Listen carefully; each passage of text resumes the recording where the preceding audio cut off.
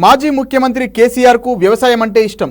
సుదీర్ఘకాలం రాజకీయాల్లో ఉన్న ఆయన ఎప్పుడు వ్యవసాయం చేయడం మాత్రం ఆపలేదు. ఒకవైపు ఉద్యమం చేస్తూనే అంతే ఉత్సాహంగా వ్యవసాయం కూడా చేసేవారు. ఉద్యమ కాలంలో కూడా సమయం దొరికిన ప్రతిసారి ఫామ్ హౌస్కి వెళ్లి అగ్రికల్చర్ పనులను పర్యవేక్షించేవారు. అప్పట్లో కొత్త వంగడం, ఆలుగడ్డలు పండించి రైతులకు కూడా కొత్త పద్ధతుల్లో వ్యవసాయం చేయాలని ప్రోత్సహించారు. ఆ తర్వాత అదో వివాదంగా మారింది. 10 ఏళ్లు ముఖ్యమంత్రిగా ఉన్న టైంలో కూడా ఎప్పుడు సమయం దొరికినా ఫామ్ హౌస్కి వెళ్లేవారు బీఆర్ఎస్ అధినేత కేసీఆర్. కానీ ఇప్పుడు ప్రతిపక్ష నేతగా ఆయనకున్న తీరిక సమయాన్ని వ్యవసాయంపై గడుపుతున్నారు. గత అసెంబ్లీ ఎన్నికల తర్వాత తుంటి ఎముక విరగడంతో కొద్ది నెలలు పూర్తిగా ఆయన వ్యవసాయ క్షేత్రంలోనే విశ్రాంతి తీసుకున్నారు. ఆ 3 నెలలు పూర్తి స్థాయిలో ఆయనకు పంటలే కాలక్షేపంగా మారాయి. దీంతో ఫామ్ హౌస్ని పూర్తి స్థాయిలో రీమోడల్ చేశారు.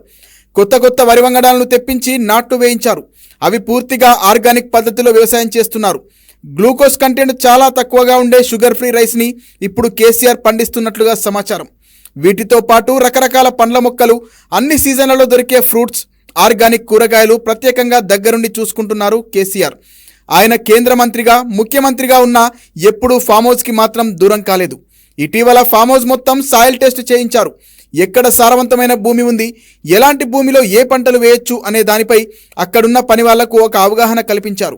వర్షాలు రైతులను ఇబ్బందులకు గురిచేస్తుండటంతో తేలికపాటి వర్షాల్లో కూడా కమర్షియల్ పంటలను ఎలా పండించాలి అనే అంశంపై కేసీఆర్ దృష్టి పెట్టినట్లు తెలుస్తోంది.